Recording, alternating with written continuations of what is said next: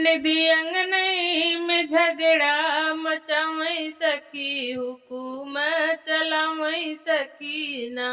ननदी अंगनई में झगड़ा मचावई सखी हुकुम चलावई सकीना। जब हम जाई बगीचवा बैठे सासू के नगीचवा, जब हम जाई बगीचवा बैठे सासू के नगीचवा, वो तो सासू से झगड़ा लगावई सखी हुकुम चलावई सकीना। वो तो सासू से झगड़ा लगावई सखी हुकुम चलावई सकीना। ननदी अंगनई में झगड़ा मचावई सखी हुकुम चलावई सकीना। ननदी अंगनई में झगड़ा मचावई सखी हुकुम चलावई सकीना।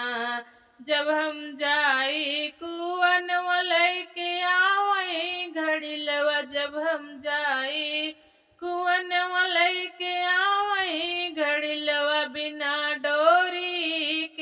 बिना डोरी के पनिया भरावई सखी हुकुम चलावई सकीना। बिना डोरी के पनिया भरावई सखी हुकुम चलावई सकीना।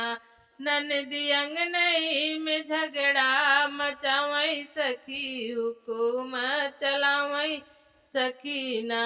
ननदी अंगनई में झगड़ा मचावई सखी हुकुम चलावई सकीना।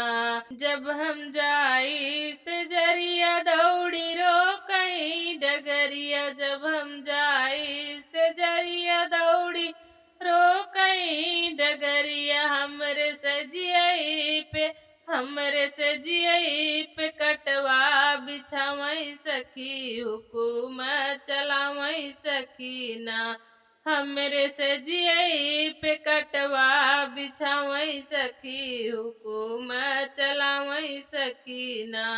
ननदी अंगनई में झगड़ा मचावई सखी हुकुम चलावई सकीना। ननदी अंगनई में झगड़ा मचावई सखी हुकुम चलावई सकीना।